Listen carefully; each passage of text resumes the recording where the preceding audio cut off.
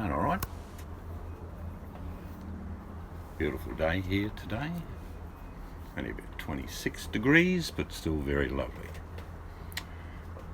No rain, which is good. Got a fair bit of the form work done today. Doing a video at the end of the week and you'll get to see what we've done this week at the back. Just a matter of time.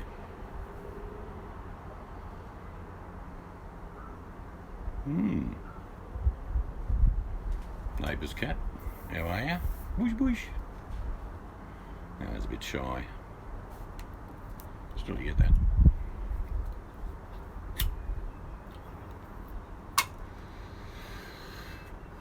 Briefly went into a room not long ago and left, but loads of drama on YouTube for no reason, just crap. I could go in that room because it didn't have a dollar sign on it. Made it easy. That's how I select my visitations these days. Here comes the boss. Say nothing. What? But here comes the boss. Do you want your stool? No, I'll sit down there for a while. I'll put the camera on you then. No. Yeah. No. Secretly, you won't know. Then I'll sit here. Okay. You're fine. You pig. Wuss.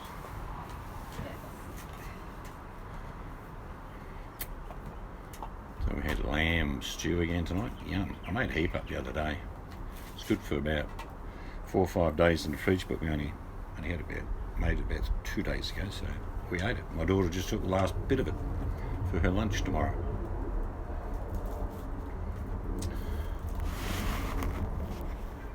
Oh, make sure this camera doesn't fall off. I'm on a veranda, sitting on a post. A bit dicey.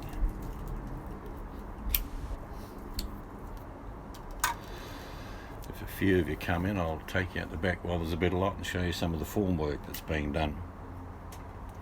Hello MB, my little pixie.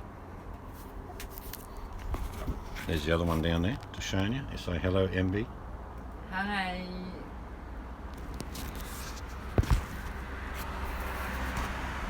Got a really small veranda up here which we're going to extend way down there. But we want to get the back of the house done first. Oh, happy birthday, I forgot that you said. Thank you very much. That makes me about 30 years older than you now, you being 30. Whose birthday is that? Oh, MB said happy birthday. Ah.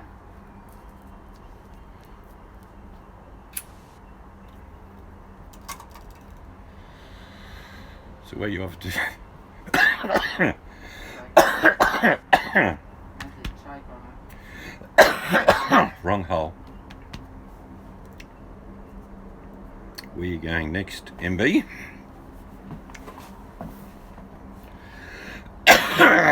Hate that when it goes down the wrong hole.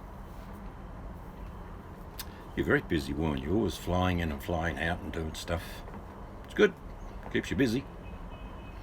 All that airport food though. I try and avoid airline food. You don't get many on anyway, actually, because it's probably it's like 6 in Yeah, it's probably a bit early for most people. 6 in the morning.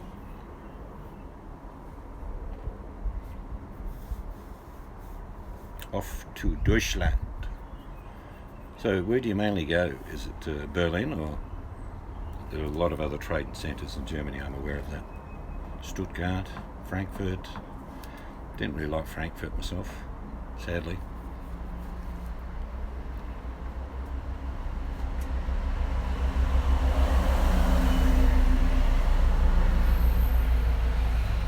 Pixies are only 30 years old. Get used to it. Hamburg. So you do a lot of your business, obviously, in that part of Europe. Not just Germany, but that part of Europe, in that area. You go to Italy much? Only a hop, skip and a jump for you to go to Italy.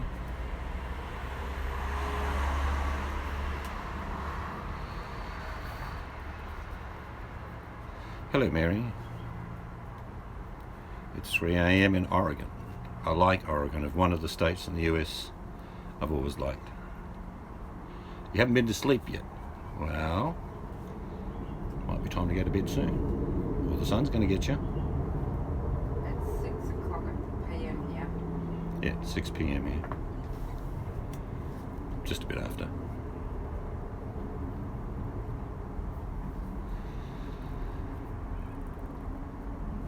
Well, there's only a couple here, but I'll show you. Let me just get... Put that down there for you. I'll just show a little bit. Hello there, Mac. While you're here, I'll show you... No, I'm just going to show them out the back. Just some of the form work. Footing's been laid and they form up. So you get a bit of a better picture of what's happening. I'm doing a video at the end of the week. Can't really step out there because there's a big hole. That's form work. Footings are all down below it. They form it up. Concrete and bricks. See, a lot of work in just compacting.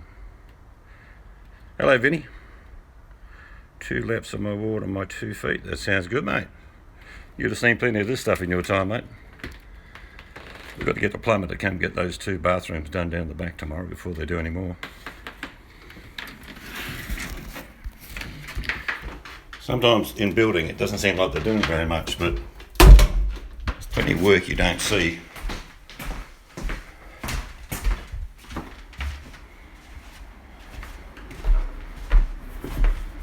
It's usually dark where yeah, well, our days are getting longer, Mary. I'm not sure when the sun goes down, but it's probably heading down shortly. But our sun stays up quite late. I was building a wall. Look, building codes in Australia are a lot different than in the US. I'm pretty sure Canada has stricter. I've got friends that show me how they build in the US. I said g'day to Vinny. Yeah, he's doing well. Building codes are a lot different here. You can get away with some, but not much.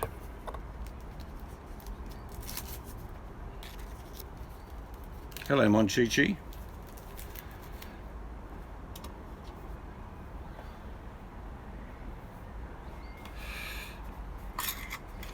No, like I say, the building codes varies all over Australia. I've worked in building companies going up north.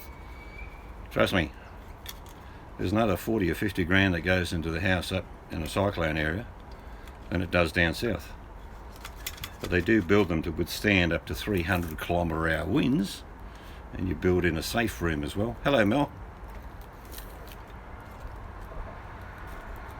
I actually did 6 months work in Darwin after Tracy, and all I did was form Rio up and form boards and pour about, I don't know, it worked out about 9 cubic metres of concrete into walls about this thick, and it was always the laundry. You'd have a laundry, so you got water, and it was basically a cyclone shelter. That was the building stipulations that happened after Tracy, Cyclone Tracy.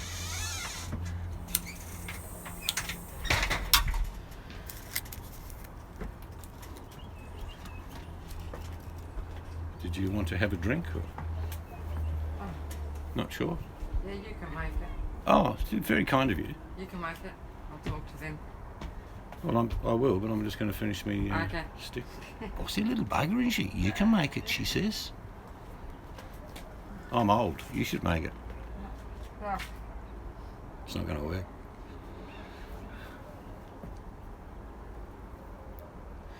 For Mel, we had lamb stew. Yum. Made a bit different this time. I just took the camera out the back showing the form work that's going up over the footings.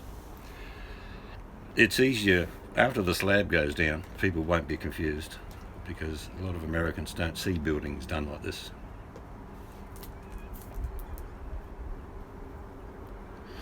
You know, in Coles you get loin offcuts sometimes, and you grab them. I've shown you them before, but these ones are like the shanks cut on an angle. You ever seen those packets of like 3 or 4 of those? They're the ones they used. 1.5mm thick in hospital for the chemotherapy. Yeah, radiation. Biggest wall I ever did, there was a mineral sands plant out at Greenock near Geraldton, up north from here, Vinny. And we had to pour the base of the retaining wall. And this wall would have been 60 metres high. I'd have no idea how much concrete went in, but it was like 3.5 metres across at the base. All we ever seemed to be doing is tying steel, pouring concrete. And man, that was unbelievable. But it was deliberately built as a tower for what the processing plant was doing. Yeah. I lived there 30 years, Mel. You tell people that the trees grow sideways, they don't believe you. Oh, there you go. They'll just put it in. They do. They just literally grow about 4 feet high and then go like that.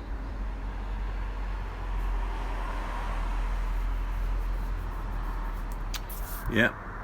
It's like when people would say, oh, we're getting winds of 50 mile an hour. And I'm thinking that's an afternoon sea breeze in Geraldton. And it is. In Atlantic time.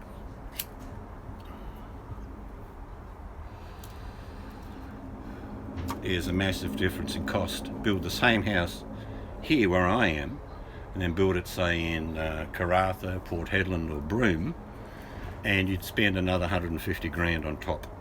That's how much. Vinny would know what I'm saying. Roof ties come from the concrete footings to the ceiling. It's a lot of money involved. Cross bracing's different, studs are different, floors are different. Beautiful day today, absolutely sensational. If I had this temperature every day, I'd love it. Got warm enough. It was a bit cool in the morning, but nice. And tonight is magnificent. And I had the, what did I have for dinner yesterday? It was a Scotch fillet, big bugger, chips, salad. It was good. Got a lot of the family there and a couple of friends. It was good.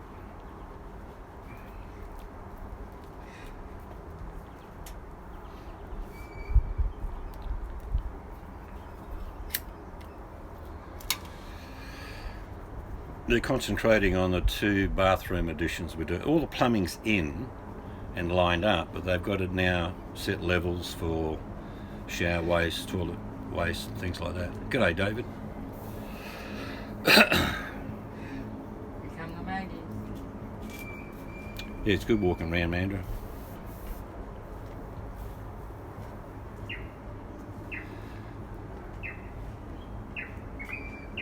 Yeah, look, I mean, mind you, when you crook, you don't eat as much as you'd normally do anyway. But you're over the crook bit. Now you're thinking, I wouldn't mind a bit of this. All looks like slop. Used to drive me nuts being in hospital. You know, I just take a mouthful and go, I'm not having that. You certainly lose weight when you're in hospital, unless someone can sneak in a box of Kentucky or something.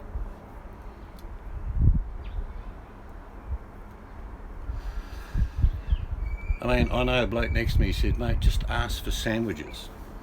And apparently you can do that. So you can have like ham or chicken or whatever. So just get a couple of rounds of sandwiches from a meal, mate.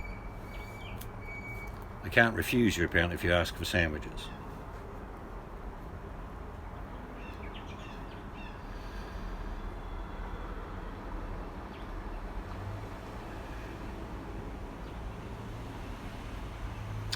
Hello Tony, my little budgie smuggler. How you going? It's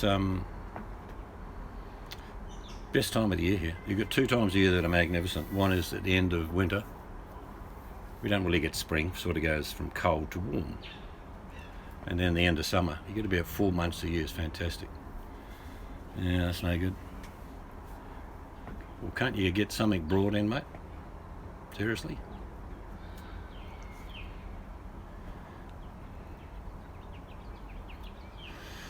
Oh, so I was going to ask Mel.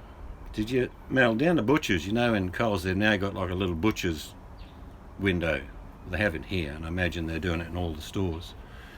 They have these massive tomahawk steaks. I was like, oh, but I'd already eaten, so I didn't get one.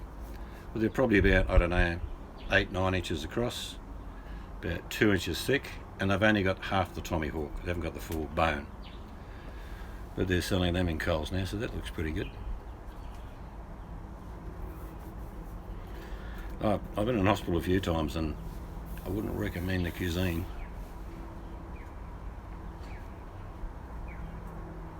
Maybe if you got some nice bread brought in.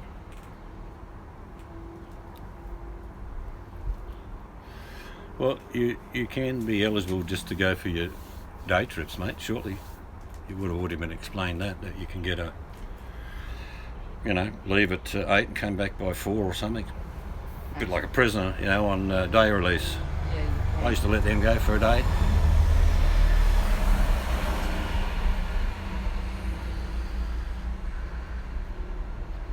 Yeah, the thing about the bone in anything, it's like a shoulder of pork is always better than a leg of pork for me, because the shoulder has a different configuration. Bone in meat is flavour, without doubt, particularly like when you do stews.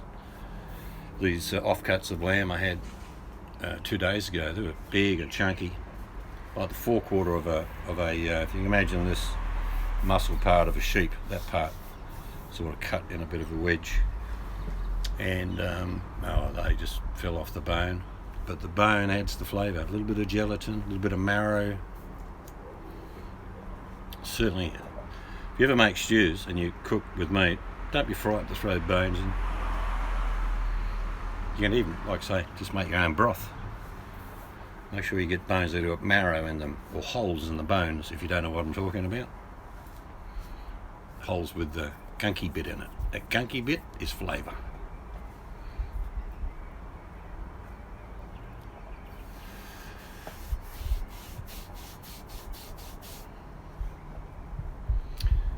Yeah, see, ribeye for me, I like it, but you've got to. There's a cooking process. I could never have ribeye. I don't have any steak medium. I always have medium rare. My wife won't, but medium rare to me is that it's pink, that nice shade of pink. There's no blood. A lot of people go, "Oh, it's still alive." I'm saying no, it's cooked. Yeah, no, I love lamb stew. We probably had it this winter. How long? Probably about losing weight. His knickers are falling off. I think he does that on purpose, though. Bit of attention seeker. Nurse, can you, why are you down there? My baby Bella. Say hello. Hello, Bella. It is. Bones is flavour. Medium rare for me. On the odd occasion when I've gone over the medium rare and it's sort of medium rare, close to well done, that's still okay. David would tell you that when you cook medium rare properly and you let it rest, this is the big mistake. I've got Melanie and I've got David here, and I can tell you they know what I'm talking about. When you cook anything like a roast or a nice steak and it's perfect, don't touch it. Leave it. Yes. Just leave it. Kill it. Just leave it 10, 15 minutes. Right. And people say, oh, it'll go cold. No, it won't. It won't go cold. Because then all those juices relax and your meat falls off like butter. Beautiful. You take it out and start cutting it straight away, it's not as good as if you give it time to rest. But you asked how much we paid for lamb cutlet. Yes, I have. Reverse searing, yep. Yeah, start on about in my temperature, probably about 120, 130 degrees centigrade. No idea what that is in Fahrenheit. Very low, very slow, probably 2 or 3 hours. And it just does this to the meat, makes it all nice and relaxed. And then all you do is put it on the grill and you finish it. And that's probably the most tender way to have the steak. And you asked how much lamb cutlets are now. They're expensive, but what I do is, mate, I go to the butcher in the shop and say, when you get those offcuts of the loin, because when they cut a loin of sheep up, which is down the back here, there's always 1 or 2 little chops that are a bit odd. Some are a bit thicker, a bit smaller, so they put them in a pile. So I say to my butcher, can you save them for me? And I'll come in at the end of the week and I get a big pile. They're exactly the same as buying loin chops, but they're ugly chops. You know what I mean? They're ugly. What price are the But cutlets? yum. Cutlets, or if you bought French cutlet lamb, you'd be looking at, I'm not kidding you, 47, 48 bucks a kilo. That's here. So that would be, use in pound, about 20 bucks a pound. That's how expensive. But there's, like I say, I filled a bloke once because I got some nice baby beef steak. I all right, and I braised it with onions and a bit of flavouring, and I braised it and I braised it, and I took it out and I let it cool off for about 10 minutes. Because braising doesn't give you that finish, I put it on the grill for about 2 minutes either side, and I put it on his plate. He said, "What's this?" I said, "That's the best ribeye steak you'll ever have." He ate the whole lot and said, "Mate, that is magnificent." I said, "I lied. It was baby beef. But it just falls off the bone." So you can sneak a bit every now and then. The cheaper the meat, usually the better the flavour. That's true. You can't argue with a nice piece of steak, but when you get meat that you have to slowly cook, the flavours are amazing. I don't do that as much, VMAC, as I used to. Now I'll be thinking, well, no. Like about a couple of months ago, Mel saw a video I did. I actually bought, they mislabelled. It was actually put down as stewing steak, but it actually was sirloin. So I got about 5 packets, and I could freeze them comfortably, but I could have got more, but I thought, nah, that's enough. But truly, I mean, of all the foods that I eat and I cook, the foods that I slow cook, I don't know, this is for me overall on everything. Slow cooked food is flavour.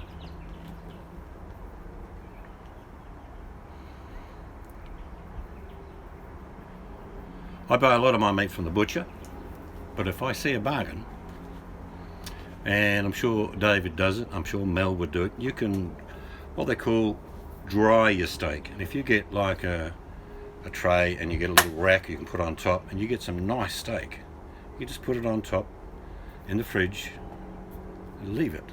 I'm talking about aging beef in particular. And you might put it in at 8 o'clock in the morning, about 6 o'clock at night, you take it out, you just turn it over. You do that for 4 or 5 days. Meat's still good, don't get me wrong, but it certainly helps in the process when you cook it. Yeah, I don't mind rump steak, but it's got to be flash cooked, if you know what I mean. I want it to go. People overcook steak all the time. You go to a mate's barbecue, he says, "There's your steak, mate," and I'm going, "Yeah, it's really good. Yeah. You got any sauce so I can add some flavour?" So I tend to cook my own steak. In Australia, if I went to Mel's place, I wouldn't bring anything. We don't do that. Mel comes to my place, well, she might say, "Well, make a pavlova or something," but with nothing to do with the meals. Mel would do all that. She came here to be the same. But I'm sure if Mel got here or her husband got here and said, "Can I cook my own steak?" I would not be offended. I'd say, go for it, because it's particular for certain people. We're lucky. We've got markets just about everywhere you go around this area. There's all sorts of methods for cooking, but the only thing I have to demand on myself is that it's got to taste good. Mel is definitely miles ahead of me for presentation, but I think we're on a par as far as flavour, because that's the most important thing for me, to have flavour in your food.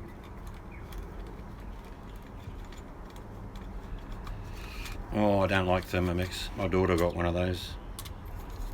I'll tell you the story when you come round one day, Mel. Don't like things like that.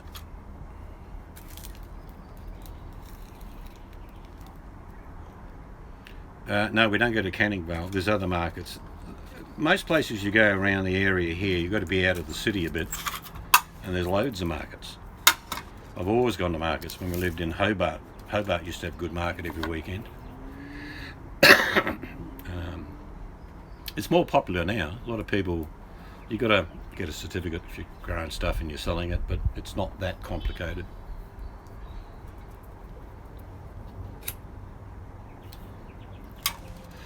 I'm old school when it comes to rice. You can do rice 2 ways. One is absorption, which is okay, but the best way is to boil your water, a bit of salt, add whatever rice you're doing it, and get a wooden spoon, and maybe listen to a few songs on the radio, a bit of a stir, and take it out and go, yeah, that one's not quite ready.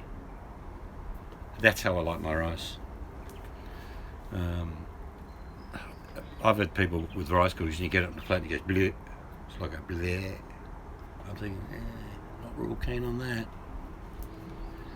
Just takes rice normally takes between 12 and 15 minutes and you've got the best rice in the world.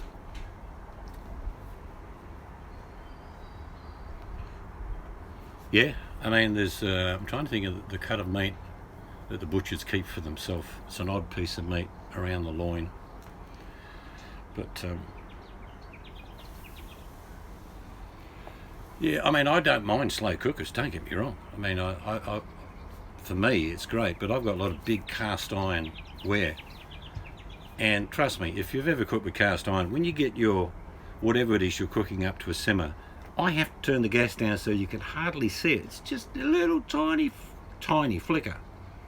And it can be going for 2 or 3 hours. It's like when I make my chili beef. It takes about 3 hours. But there are certain cuts of meat the butchers keep for themselves, trust me.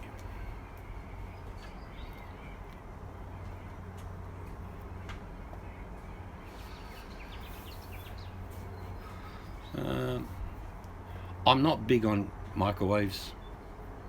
You know what I mean? Like, I make up extra meals and I'll put them in the freezer. Some people go, oh, well, when you take it, you can just microwave it. I go, no, I'll just take it out the day before, let it thaw in the fridge, then I'll get a pot out and I'll put it in the pot and gently raise the heat till it's good. I don't know why people just try and buy appliances that make things simple. You can cook things just as quickly doing it the old-fashioned way.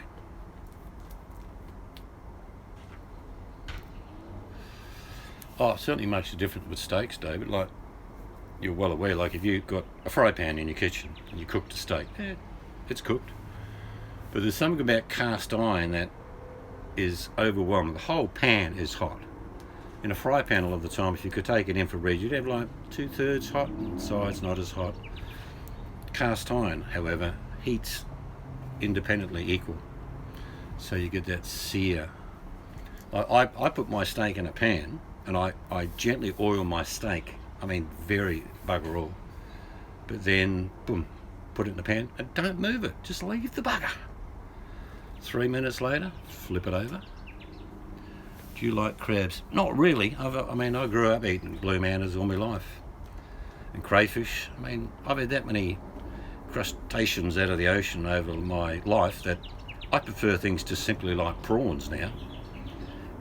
I used to give crayfish away.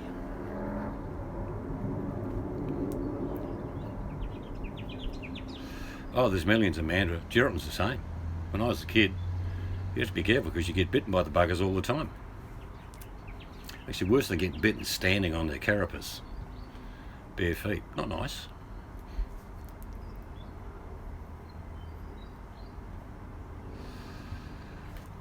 Yeah, no, when I use cast iron, if I'm cooking something, like a steak, I get olive oil and put a couple of drops on the steak and I rub my hand over it after I've seasoned it. So it's just got a little film of oil. That mainly is to seal in the flavour. It's not adding anything else to it. Because when you can seal your meat, even before you make a stew or whatever, when you seal your meat, you keep all the moisture in there. And then the heat cooks it, but you keep the moisture. Did you say something? A bit of spray for her. She doesn't like mozzies. It's alright, I got it. I've It's sprayed. fine. What have you got? Did you say something? Yeah, I asked if you could open the door. Oh, I didn't hear. Here we go. I'm going to copper bash in now. Oh, look, she made a drink. Will we go both of them? Yes, please. I'll just drink half of each so we don't spill. Maybe it's not very strong because I used the last of What are we drinking? Canadian? Jim Beam, I think. Jim Beam? No, we haven't got any Jim Beam. Well, Jack Daniels then. Smells like Canadian Club.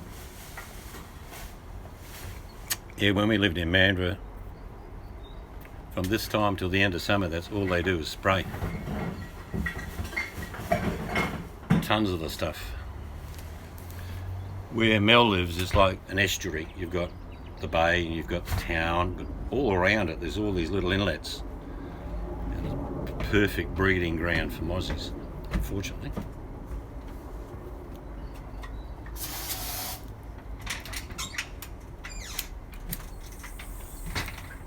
Yeah, they do, Dave. That's one thing I try and show people.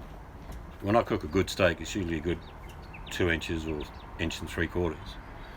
And I never seal the edge first. I always do one side. Then I'll seal the edge.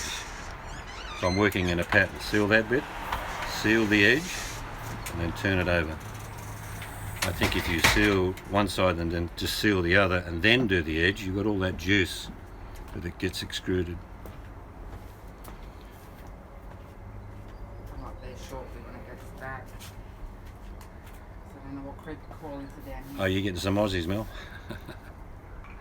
All right, Belle. Have a good day, Bella. See you, Mel. No, it's Bella. Oh, see you, Bella. Yeah, but I've seen a few cooking shows and people do always, they seal and then they do the edge. I'm thinking, my logic says seal, do the edge, so that's sealed and the edges are now sealed, and then you're sealing the last open face. That's how I've always done it.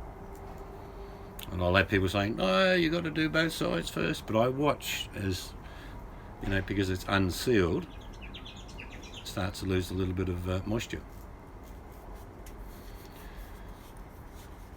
Probably the simplest thing that goes on Australian barbies is sausages. You'd go to any barbie, there'd always be a kilo or two of, 4 to 5 pound of sausages cooking. We've got all cloud. It might be foggy tomorrow morning.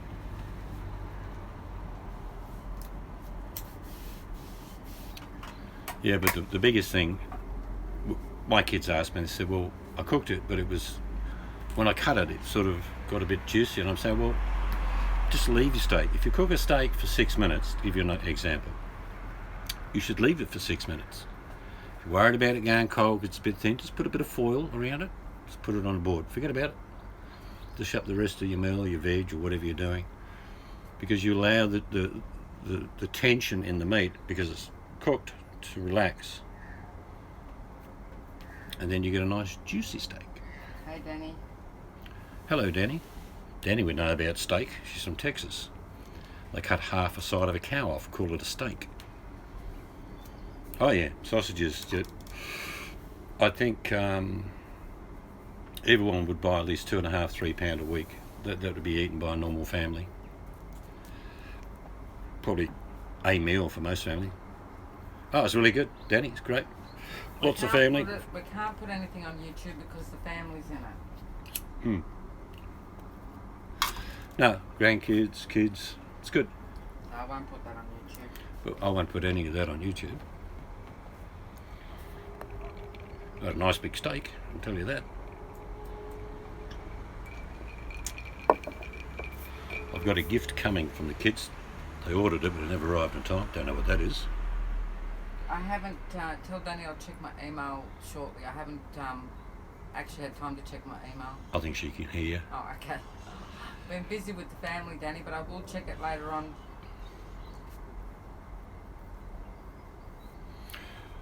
No, it's good. If you can do it, like I say, we get to see some of our family all the time, kids and grandkids. Not all, because some live further away. It's good to catch up with my eldest son. He came up from down south. He's in Bunbury, which is a fair way away from here. But caught up with him and the 2 grandsons. It was great. And my son is 40 in January. He's looking good though, isn't he? He's all trimmed up and doing the exercises. And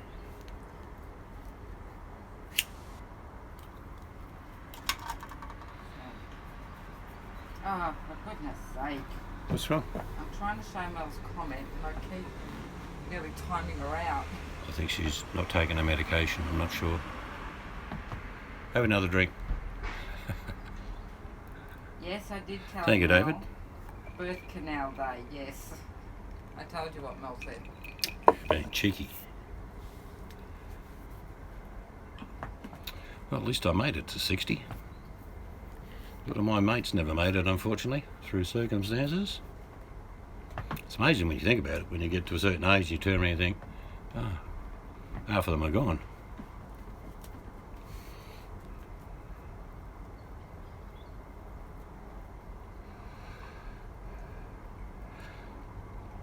But age is only a number. It's just another day.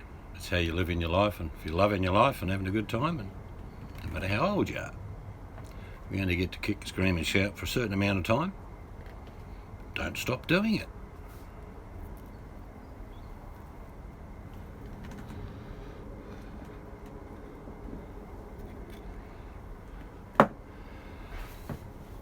Mind you, when I have a steak, I'll have a steak like that.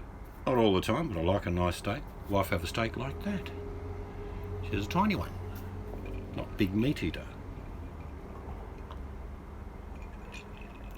I don't know what time it is where you guys are. It must be early in the morning.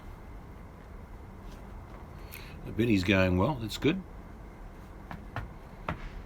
Hopefully you can do a few day trips. Been nothing like going home, sitting in your own chair, going on your own toilet. He won't mention it, but there's some of the things he's missing. Going to his own fridge. Makes a big difference.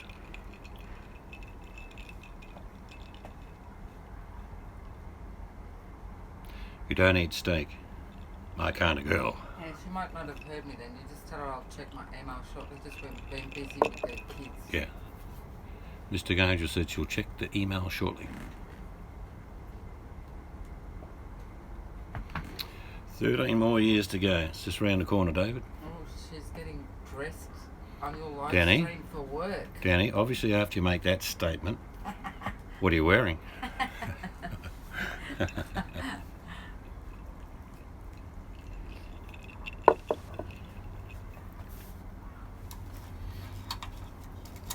No, and you don't have to eat meat.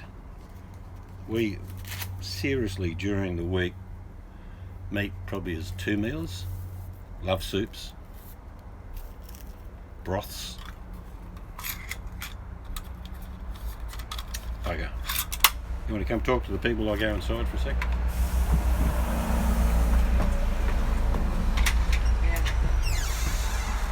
Yeah, underneath my phone.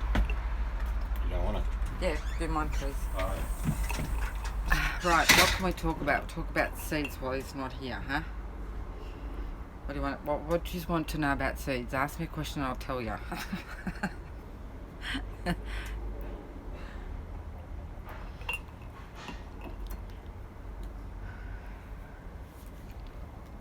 Oh, hey Buttercup. Seeds will be back in a sec. Haven't seen you for a while. Seeds turned 60 yesterday, Buttercup, so you can wish him a happy birthday when he comes back. Oh, it looks pretty eerie with this lighting, doesn't it?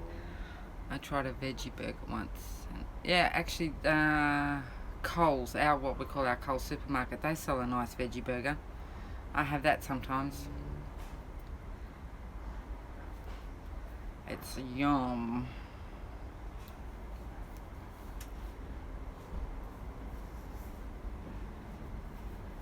My phone keeps going red. Quick, it's coming back.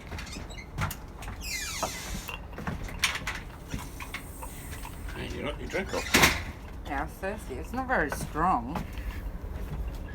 See what you say after the second one. It's not very strong. Well, you can make the next one. They make a veggie pate down at the supermarket. Mel would know about it. Yeah, I was just telling David. They're not too bad.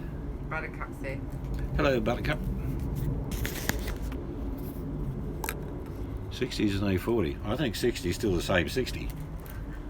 I think maybe we just lived a different life, had better nutrition than previous generations.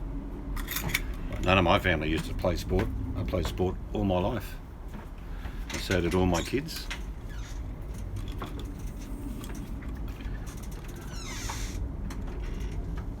Yeah, I miss Billy not being on stage anymore. He's probably my favourite comedian by far. The big Ian from Glasgow. He's a funny bugger.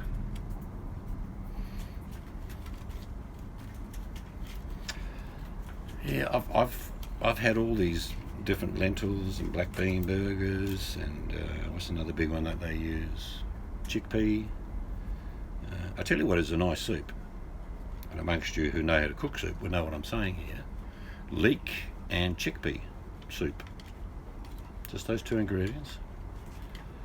and probably salt and pepper, obviously. If you want to throw a couple of potatoes in, do it, but the combination of chickpea and leek works really good. I haven't done one for years, but it does work.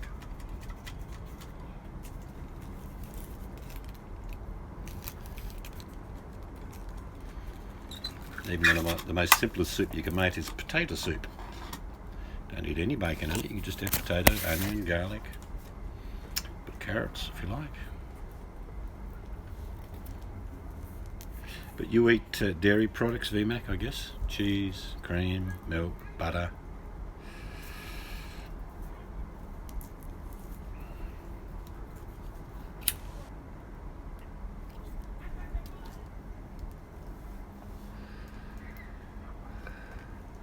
Yeah, I've only seen some recent snippets of what Billy does, very little now. More goes around educating about Parkinson's.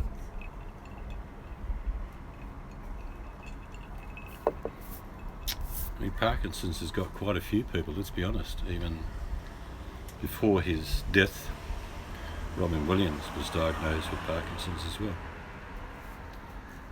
See, if I had to not eat meat, I'd have to have more nuts, eggs, cheese. I don't get vegans, I'll be honest with you. I don't get, other than the emotional response, I don't want to harm anything. But I'm thinking, well, poor old carrots get harmed. Oh, but carrots, they're not like living, yes they are. If you were a true vegan, the only thing you would consume would be oxygen, let's be honest. Plants have feelings. I know when I talk to my tomatoes, they respond. You're real big and busty.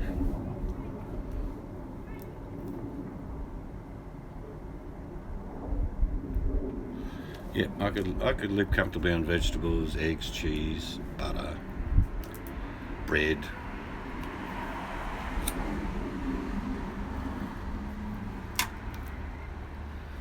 You don't see many people. I've done a few over the years, but I like making my own bread and rolls and things like that.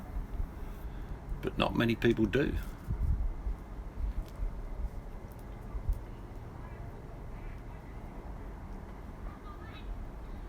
I would never, I mean, I've raised and eaten my own animals. Put my hand up. But they had a good life. Seriously had a good life. Ate well. And I get the process of why people don't want to harm animals, don't get me wrong. I remember a vegan making a statement saying, well, you wouldn't eat your pet cat or pet dog, would you? And I'm thinking, that's a bit of a stupid statement. No, of course you wouldn't. But in some countries, dogs are delicious, apparently. So horses for courses. And even in some countries, they eat horses. Yeah, I'll tell you what Mystic is putting in there is very true. But our niece, now she'll eat anything, won't she? Yeah. Bloody autocorrect. Yeah, that worked out. Yeah, our eggs are free range. Actually, in Australia, it's very hard not to get a free range egg now. No one buys cage eggs. It costs a bit more, but they're good. And I will have a few chickens eventually. Okay. No, if they get to a certain age and they're not looking that good, I will kill them to put them out of their misery. No, they'll have it, or they'll have a natural death. Well, I won't let an animal suffer. Never have. I'm not saying that. No, that was me entirely, VMAC. I used to get angry when people wouldn't slaughter their animals properly. And then we've got another niece that if she grows her own Hello, meat, Blue. she'll eat it, but otherwise she won't eat meat, she won't buy it.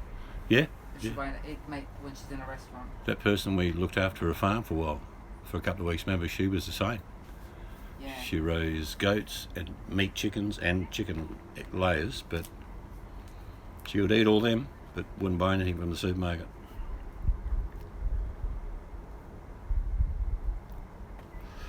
Well, the truth, VMAC, if we want to be really brutal here, people don't have a lot of money, so they go and eat shit. Why? Because it's cheap. Comparatively cheap. It's a bit of a fool's folly. I can swear to you, I could make 12 hamburgers You'd love them. Fantastic, except VMAC, I'd have to make it a veggie burger. And the point being is I could make them for about $1 each. Big burger, big bit of whatever in the middle, cheese, lettuce, tomato. In Australia we have beetroot as well. But people will go and pay, here, I'm not kidding you, a burger here is about $6. That's how much you pay. You know, you can't go away if you had like burger, chips, drink, be close to $18.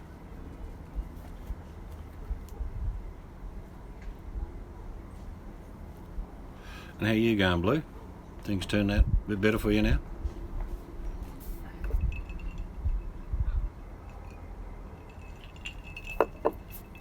Tell you what's big business here, Blue, in your field, is mobile mechanics. So no one has any time. So mobile mechanic will come home to your home, whatever time you leave your car there, do your servicing, you pay for it. The service in Australia is about $2 to $2.50. Basic service. So there's a living to be made doing that.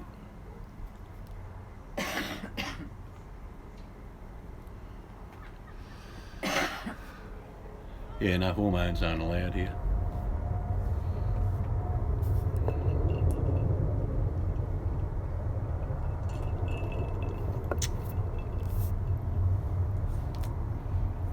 Yeah, that'd be about right. I mean, we saw burgers in that place we went. Ours were about $15 each, weren't they, the burgers we had? Yeah.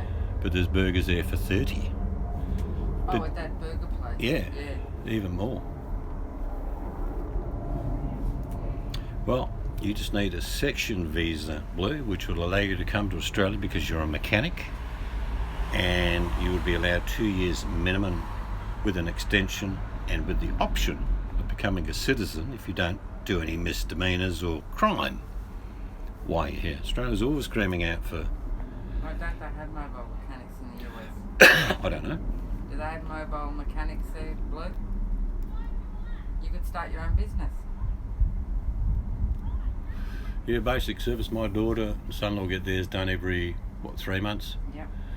And it's like about $550, $600 for the 2 cars. He's only there for a couple of hours. You know, change the filter, drop the oil, blah, blah, blah. Do it blindfolded. No mechanical real work, if you know what I mean, just servicing. That's where the money is.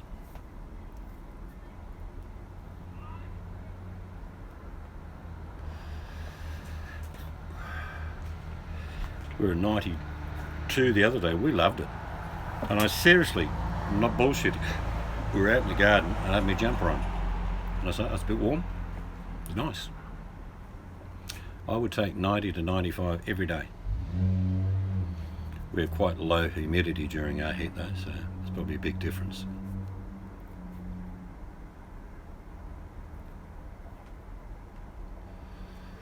Yeah, but you could look into it, Luke. I'm serious. You don't need what they call to be sponsored anymore. If you apply for a job in Australia, you say you're a US citizen but you'd like to come and work in Australia, in the mines, and I'm not pissing in your pocket, if you worked as a mechanic in the mines, which is usually 2 weeks on, 2 weeks off, you'd be on at least probably 200,000 Australian dollars a year. And a lot of these guys up north, because it's closer to fly to Thailand and Bali than it is to come back down south. It's closer. So they live in resorts on their weeks off and then fly back, and they can claim all their airfares as expenses. It depends on the situation. Some people still have to be sponsored.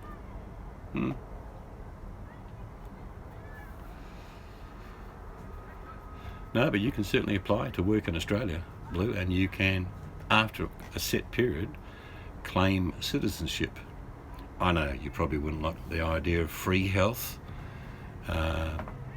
sunshine every day, oceans where there are proper fish in them, and stuff like that.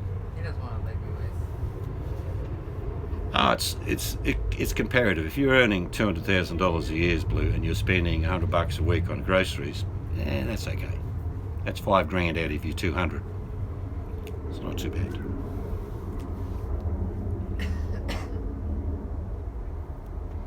Yeah, you know people in the mines, Mel. We've got kids working in the mining sector. We've got a daughter-in-law that all she does now, she used to drive haul packs, big dump trucks. And she went from there to the operating room on the site, and then they converted it to automation. So there are no drivers in the trucks anymore. She sits in an office in Perth with a computer and drives 12 of them.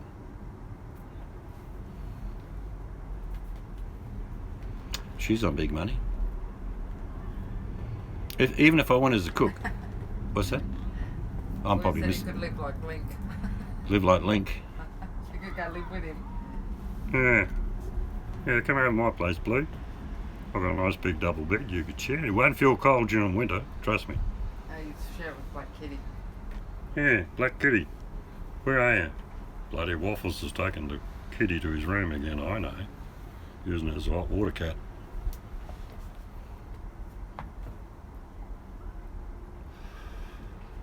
It's tough for married couples when one of them works in the mines, no question. Tough on kids. But if you're single bloke, it's a magnificent lifestyle.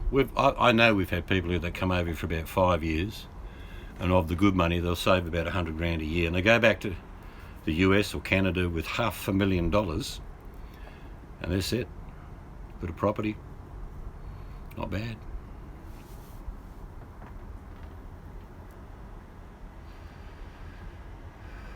He would probably miss you, Mel. I think he would definitely miss you, wouldn't he? He'd be pining. And go hungry, yeah.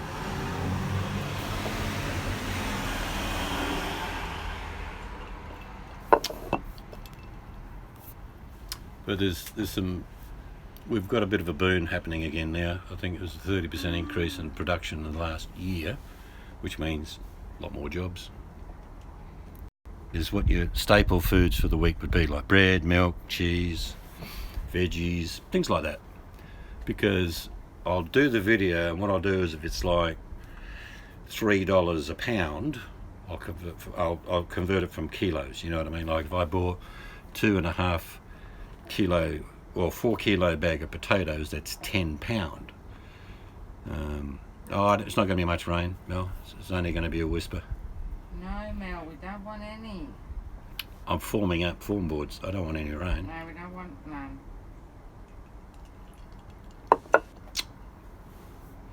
Yeah, it won't be much rain though. I can just tell.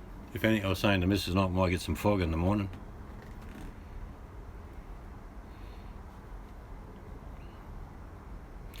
The rain's just about gone for us now, I'm afraid. Is it cloud? Well, because it's sometimes cloudy here and not Mandurah. It's cloudy here, Mel. There's rain clouds out here. There's what? There's rain clouds out here. No. There is. You've had too much to drink, woman. What are you doing about it? I've got to have it. It's like the drink was weak as. Just taking the motorbike to work. I miss half the words here.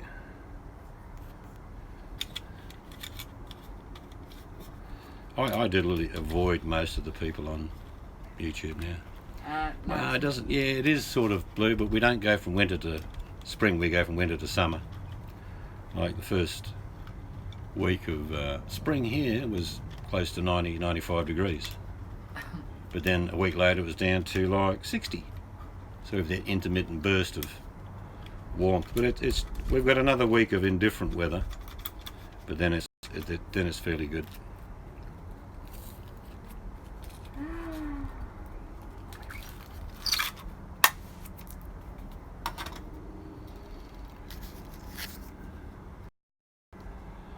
Yeah, I still can't get over Buttercup. When we were in Ireland and I picked up the newspaper, Britain suffering heatwave. Tomorrow's temperature soaring 24 degrees. And that's when we were actually back. That's our wintertime temperatures. People say, geez, it's hot. We go, what? Oh, it is for them.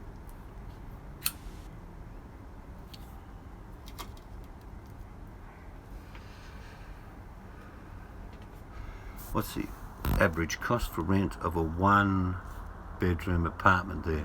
Very few 1-bedroom apartments, normally they're 2, but where we live you'd be paying, I guess, 300, 350, and you'd have 2 or 3 bedrooms. Convert that into American, say it was 300, about 200 a week US.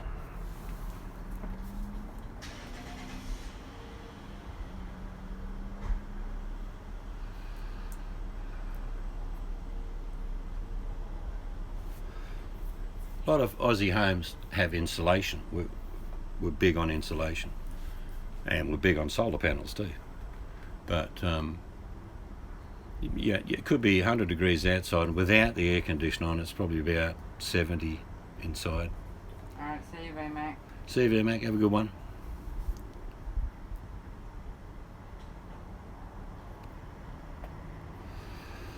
Yeah, there are places in Australia where you get a definite change from winter to spring, and like from summer to autumn. If you ever went to Canberra, which is our capital, autumn leaves everywhere, different colours, but not where I live. What happens in my part of the world is that the leaves fall off because it's too hot, and then the leaves grow back when they get a bit of rain, sometimes. Is that 800 a month? Hmm? Is that 800 a month, they're saying? Or Yeah, it'd be about 800 US a month, but you would be earning a lot more money here.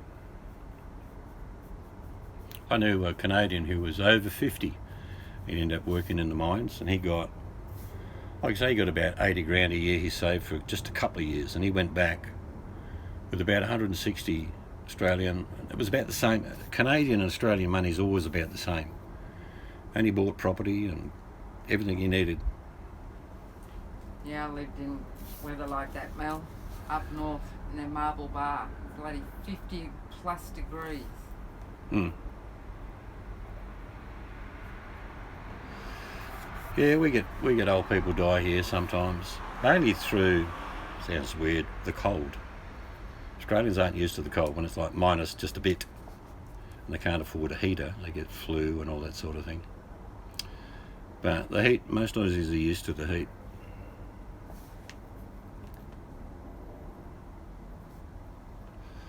Well, in all of the rooms in the old house, I have an air conditioner in each room.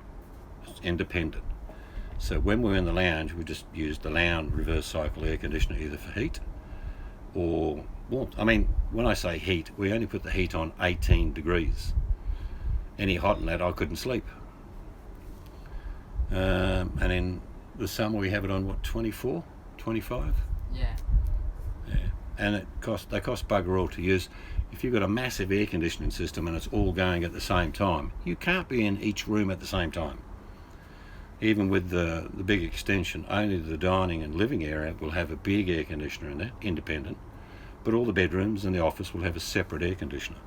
So it only gets used when you're in there. He's got videos up, Blue. You have to go watch them. What's that? Blue asked about the extension. How it's going. Yeah, if you have a quick look on my playlist, you may not understand some of it because we have different building methods here, Blue, but I've got week 1 and I've got week 2, and I'm just starting to do week 3 video. I'm not going to put them up every day. People get confused. It's going well. Yeah, we've got all the footings done, all the plumbing's finished, bar the 2 end bathrooms the guy's doing tomorrow. They put the footing down and they put form boards up, and we'll have a level, and then we'll get to the stage where we concrete and brick. And then when the slab's down, everyone will get an idea. They'll say, oh, now I see. But until that's done, you won't understand. Yeah, it has to be over 30 for me, Mel. Then I'll flicker on. But in Australia, what we do is, and I'm sure Mel does the same, we open all the windows and the doors in the morning during summer, because it's not too bad. It's about 20, 22 degrees. As long as the air's And then about 10 circulating. o'clock, we close everything up and close all the curtains. And you keep that temperature until about 1 or 2 o'clock, and then you might have to turn the air conditioner for a few weeks of the year where it's just bloody hot all day and night. But there's only a few weeks of the year. Yeah, what you saw being pounded would have been just the sand to get a certain penetrometer reading. That's all that's for. And then the concrete slab goes on top.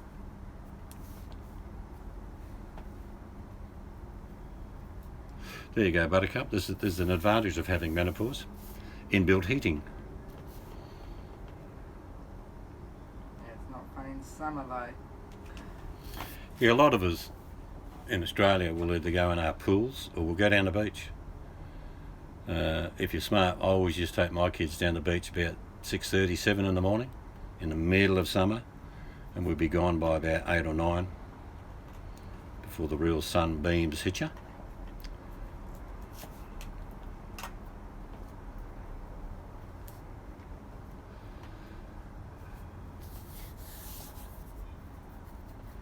But we're not rushing the extension because I've got work I have to do as well. So all the bits and pieces, like all the painting, all the architrave, sanding back windows, fixing up windows. I don't like being hot in the car, Mel. That's true. No, we have a thing called an air conditioner. Our old car, we just come across the Nullarbor last November. It's like an icebox, wasn't it? Yeah, instead of having a feed of crabs, I'd rather have a feed of prawns. That's how I go. It's not that I won't eat crab or crayfish, but I grew up in a town where there were billions of them and I ate them all. I used to go down and fish and get a couple of crays and a couple of crabs and boil up, make a bit of sauce up, bit of fresh bread, done all that. But I've eaten so many crayfish and crabs, I'm crabbed out.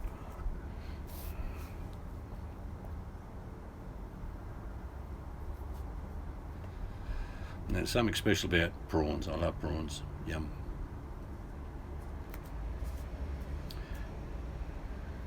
I used to do heaps of diving. I wish I had cameras like I got now, 40 years ago. I used to go spearfishing, free diving down to about 30 feet as best I could do, which is a long way. If you dive, you know what I'm talking about. Catching crayfish, sharks, swimming with them. Some of the country I've been to fishing and diving is absolutely beautiful. But there were no iPhones back then.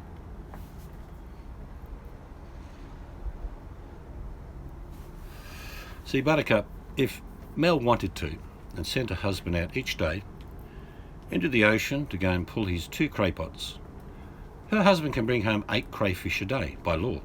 Got to be size. So what I used to do, because I knew where all the crays were, where I lived, I'd probably only crayfish for about 11 days. I'd have about 80 crayfish in the freezer. You don't need any more than 80 crayfish. It's got a shark shield. Yeah, look, it's just one of them things, Mel. I've known a family that lost a windsurfer to a shark, and I've known plenty of people in Geraldton, at least one a year gets eaten. And they all say the same thing. They don't blame the shark. You get these mad bastards want to go and kill it. I mean, it's their backyard. We're in their yard. I mean, as soon as the shark starts swimming down my street, I'll shoot it, thinking, well, you're in my yard now. But I don't blame anything like that. It's very sad. Don't take that side away from it, but there are risks to doing everything in life. Would I rather swim in the ocean with sharks or skydive? I'd definitely swim in the ocean. I'd skydive. Shark's beautiful. Shark is the best meat to eat. Normally a 3-4 footer. Brilliant. And it's got to be killed correctly. You've got to, what's the name of it? Because of the ammonia in it. Yeah, it's not as bad over here as in the eastern states though. But shark meat's brilliant. They sell shark meat in fish and chip shops. My favourite is Northwest Snapper, which is like a pink snapper but dark. I had Vision on old VHS camera, the ones you lug around like 20 pound of camera, but it's not the same. Buttercup, best way, batter and deep fry. Yeah, look, I mean, egg and breadcrumbed or just simply grilled. But fish and chips, basically, you make your own batter and cut your fillets so it's about a 1/4 inch thick. Bit of flour, bit of egg, batter. Hi, Adam. In the fry pan. G'day, Adam. Well, if you just pull up the statistics, Danny, people dying through skydiving compared to being eaten by sharks, you'll definitely go swimming with sharks.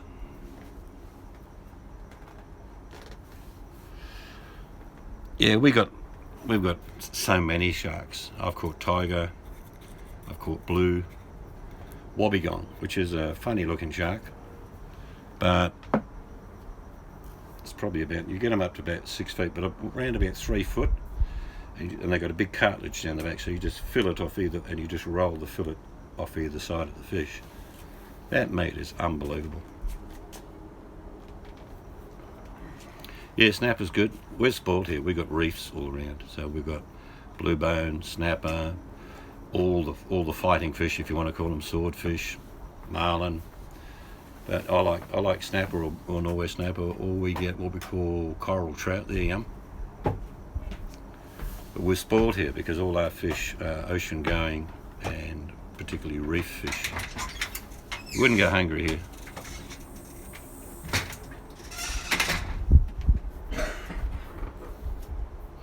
I mean, I'll be honest with you, fish is such an easy meat to cook. You can do next to nothing with it. Just get a fry pan, a little bit of oil or butter, gently fry it, flip it over, salt and pepper.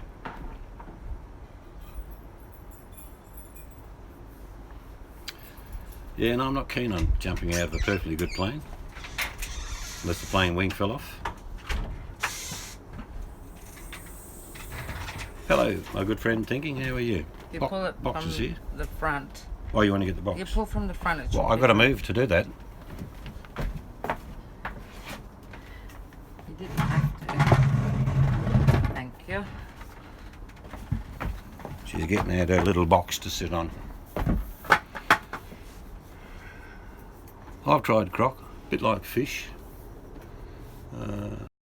But I'll eat anything, I'll be honest with you. If I was angry, nothing would be safe.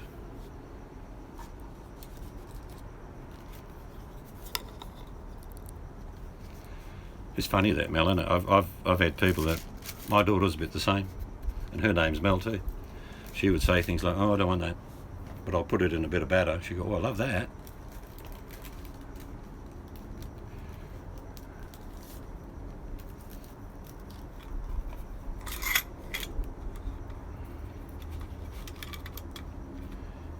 We're going back to my hometown maybe before Christmas, do you think? Hopefully. Do a bit of fishing. Yeah, I eat kangaroo. Doesn't worry me. I like making curry, Mel. I grew up on rabbits and kangaroo. Nothing wrong with that. I don't really like roux. I think people don't like the thought. No, it's a unique taste. It does not taste like chicken. It does not taste like beef or venison or anything like that. It has its own taste. Tastes like kangaroo. It is very, very strong and gamey. No, it's not. It is. Yes, see, Mel agrees with me. Snap, Mel. What? It is. What did Mel say? Kangaroo. It's gamey. She didn't say that. She did. I find it too gamey. Where? Oh my God. Bloody women. Well, come the apocalypse, you'll be eating koala then, Mel. I see you, Blue. See you, Steve. Have a good one.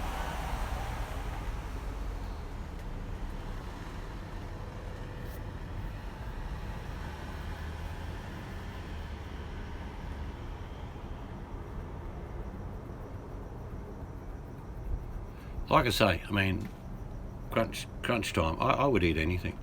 I may not like it that much, but if I'm hungry, I'm going to eat it. Box is a good cook, aren't you, Box? Yeah, Box does everything. Grows a lot of his own produce. And Box is like me, he would eat anything, trust me.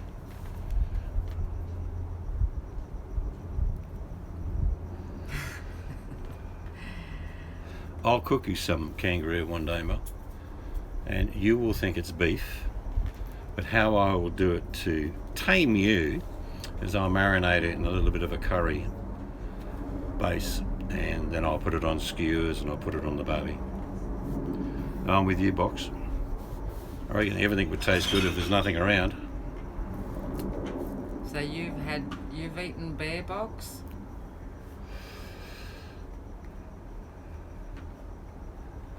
Hubby's like, please do. Yeah, you'll love it. Seriously. It's how you cook things.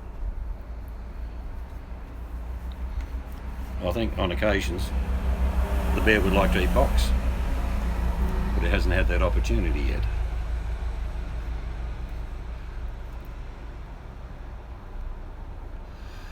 There's only a couple of things I wouldn't eat, and this is just me saying my country, okay? Because a koala, even though it's not legal to eat one, I couldn't, no. if you ate it, it'd be like eating pure eucalyptus oil. It's the only thing they damn well eat is eucalyptus leaves. So I couldn't eat that. I don't think it'd be palatable, to be honest. I think you'd throw it up.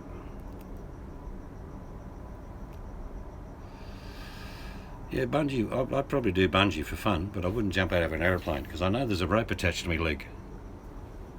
Yeah, well, that's true. Box, you got to be careful because you have bears around your place.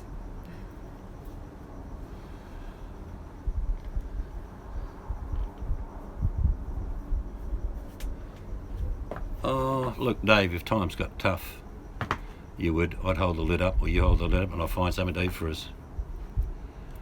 It's what we say now, I think. Otherwise, we wouldn't do that now. But if we had to, I'm pretty sure we would. I'm with you, Adam. At seeds for one. We can talk about seeds for 1 second again. Better get your questions in quick. No, I couldn't eat bugs and all that. But I suppose, yeah, you know, if you have to, you have to. I tried horse meat once. I didn't know it was horse. And I will never do it again, but I've got to say it was nice meat.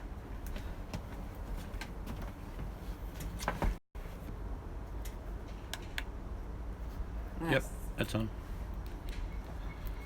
Nothing wrong with parrot.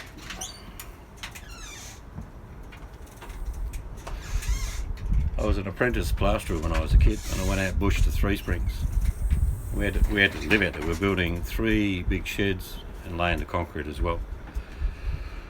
And every night it was a stew, same stew. And I'm thinking these chicken bones are a bit small. Tasted good though.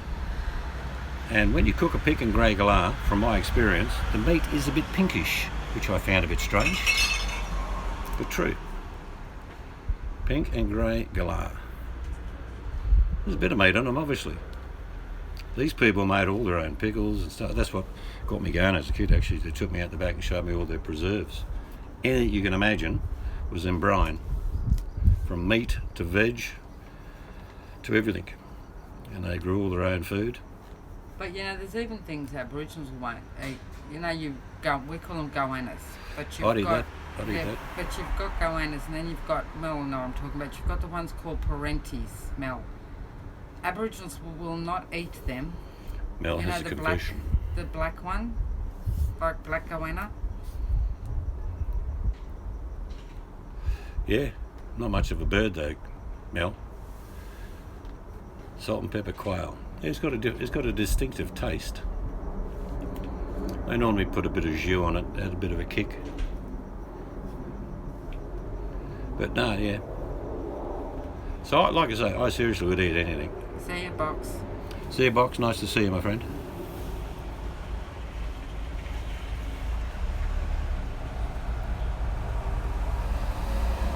Yeah, I think you'll find it would have been the jus that they put over it. Red wine reduction type thing. Yeah, I know, Buttercup, I agree with you, but in other cultures it's normal. Do you know what I mean? Like we eat kangaroo.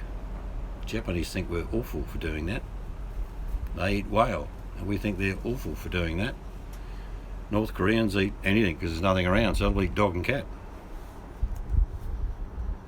No problem. Only in the farming district we have these big black cockatoos. I'm talking monster. You know, they stand about 3 feet high, and they eat through cables. The nickname for them is cable cutters. So there's a certain culling that goes on there to get rid of a few of them. But we have dozens of parrots and finches that live in this area. Yeah, I'm with you, Buttercup. If a culture eats a certain product, as long as it kills it humanely, I probably don't have a problem with it. But I've heard some horror stories. Our daughter went to a village in Bali. They have a driver every time they go. We generally share the driver, you know, we go, they go. And other friends use the same driver. So they went over to see them, and the village honoured them. My daughter's walking through the village, and everyone, she said it was like being the Queen. And they were very honoured. And she bought some gifts for the kids and all that sort of thing. And then they said, come, look at the... And they had about 6 chickens. And the guy said, which one you like? And she said, oh, I love this one. It's cute. He said, good, we killed. Killed, cooked, and eaten in half an hour. She felt awful because she said, this wasn't so cute. Who's Cuddy that? went in and picked a chicken. I know, Em didn't pick it. No, she did, she told me. She was just patting them. She did a mistake of patting it. Yeah, I'm with you, Buttercup. Some people's cultures I just don't understand. It's barbaric. I don't understand what thought process they have to think to boil the animal alive. No, that's not What they do in some cultures. I know, that's not right. But you know what I mean? What goes through their thought process to think that that's okay? Where does it come from? Like, when did that start? Even with crayfish, I would always pull the tail up, put a band around it, whack it in the freezer for about 20 minutes. And it's totally out of it. It's comatose. Then I boil it. I don't get a fresh crayfish and put it in boiling water. Oh, it's Mel going. I think so, I'm not sure. See you, Mel. I'll watch that video of Danny's shortly when you find it. I have to go to email.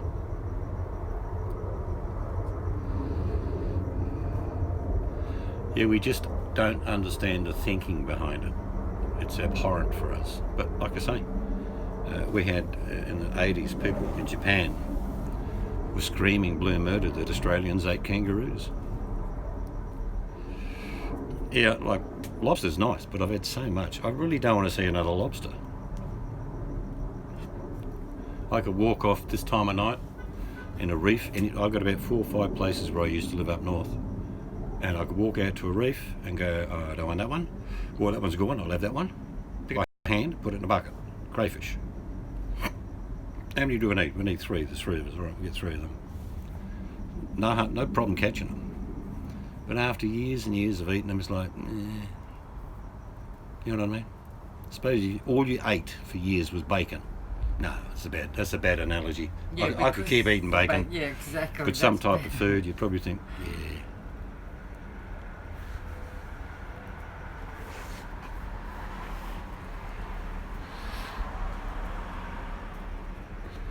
It's a long way down there.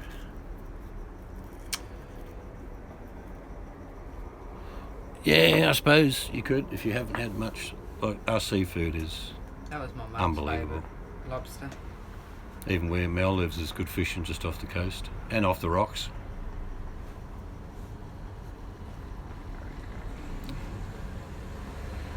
I've caught crayfish just by throwing pots, walking out and pushing them under the edge of a reef at low tide, and come back the next day, grab the pot, grab the crayfish. It goes on carapace size here. I think the smallest tail you get's probably about 700 gram, pound and a bit. But the big ones, they're not much good eating. I've had crayfish that are, I'm serious, 2.5 feet long, with antlers going all the way out there. They taste like crap. Too big. It's like big fish. I mean, big shark, I've caught 8 and 9 footers. Not very good. 3 or 4 footer, perfect. Reef sharks are good.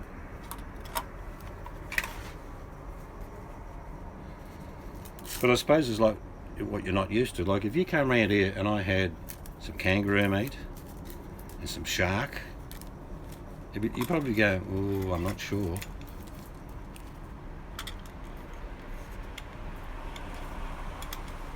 Yeah, Cape Town. There's also a lot of white pointers there like here. Some horrific stories of big sharks off Cape Town.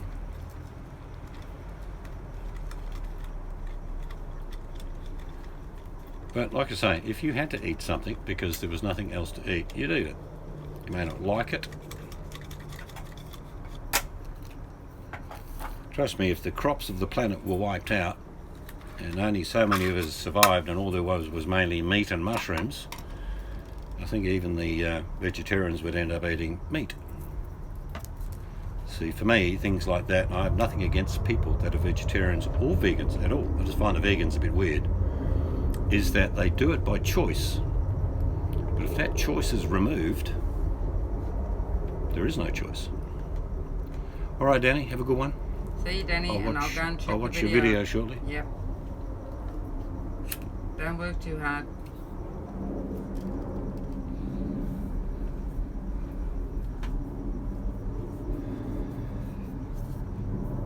Yeah, food is, I mean, we've been fortunate to go places, and food is different everywhere. Even the same named food is different.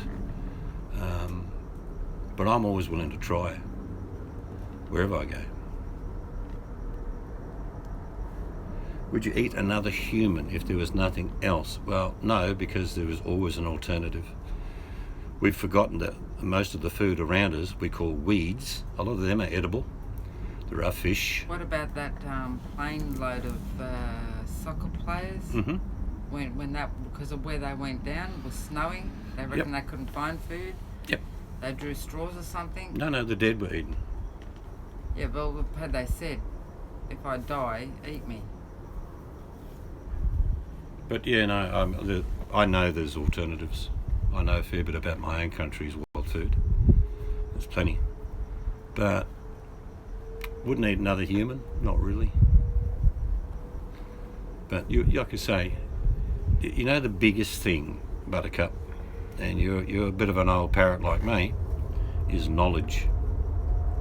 The knowledge to do things, to make things. And I started doing a little series, and I sort of can't be bothered now, but I show people how they make their own butter, how they can make their own salt, and no one's really interested in it. And I've realised that the shit has to happen, and then they'll want to know. And one of the main things we do need if terrible things happened is salt. And in the process of heating salt, you can also gather fresh water. In other words, you distill salt water and are left with salt.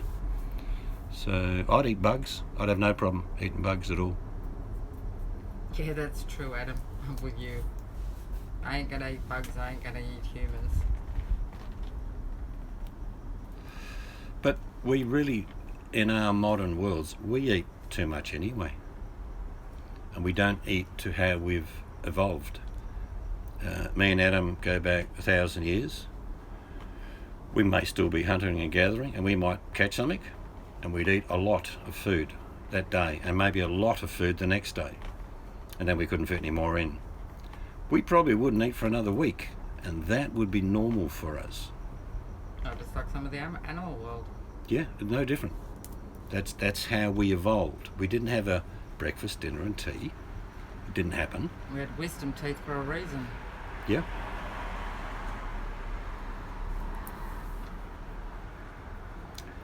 There's plenty. If I said to all of you, if you know your own local area, what's available, if you're near water or there's fish, or if you know where there are deer, it's the knowledge of either hunting them or bringing them down. Can you fire a crossbow or a bow and arrow? And the answer is, yeah, you would. Would you eat rabbits? Yeah, if there's rabbits in your area, you'd eat rabbits.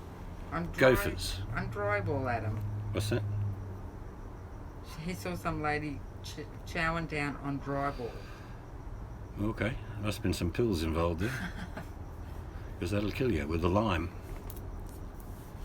But you would, if you know your own area, like if I said to you now, there's a big question to ask you, because I know where there is some here. If your tap stopped working, there's no water, do you know an area near you where you can get fresh water? I'll have to check out that show, Adam. That sounds interesting. What's that? It's a show called My Obsession. Chewing drywall sounds like a real crackpot obsession. But it's when you come to think of it, well, I don't know what possessed my mum to do it, but my mum had a thing for candle wax when she was pregnant with me. Yeah, chewing on it. Maybe that's why I like candles so much. But the fundamental thing of life, above food and maybe or very little of it, is water. If you don't have access to water, and if you can't get clean water, at least you can distill it to make fresh water. If you have no water, you have no life. There's no further step. Even if you didn't build a shelter and you lived under the branches of a tree but had access to water, you've got a starting point. Alright, I'll be in shortly. It's a fundamental thing we all take for granted. Turn the tap on, there's water. You can drink your own wee to a certain extent, and you can distill that as well. Tastes like asparagus. Doesn't matter, drink it, son. But water. You can make water in the desert through condensation.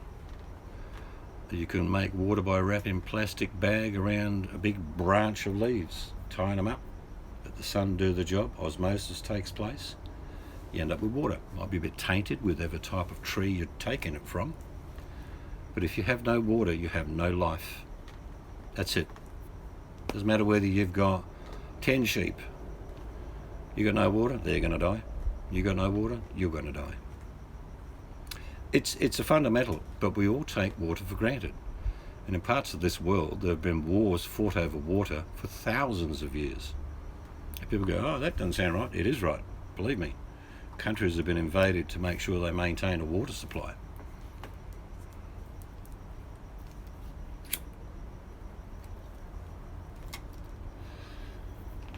But you need very little food to survive. In other words, you'll eventually find something that you get a big meal out of, but you're just ticking over, getting nuts and berries and whatever you can find.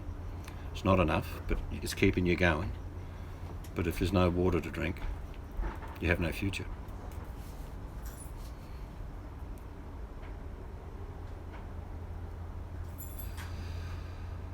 It's like even in people say, oh, well, if I was in the snow, I'd just eat the snow.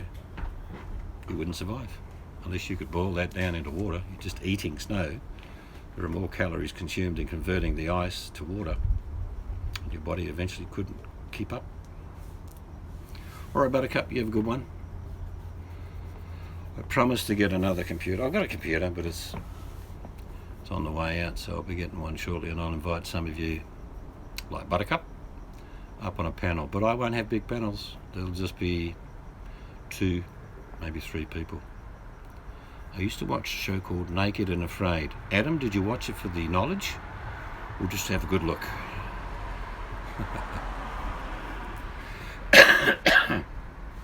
I watched a couple of them and I'm thinking, they're just showing their tits off. It's just a tit show and bum show. Anyway, good people, I hope you have a good start to the day, if that's what's happening there. And if some of you are going to bed, Give them all a kiss. Boss just said good night to you, and I'll say good night to you as well. So until next time, bye-bye.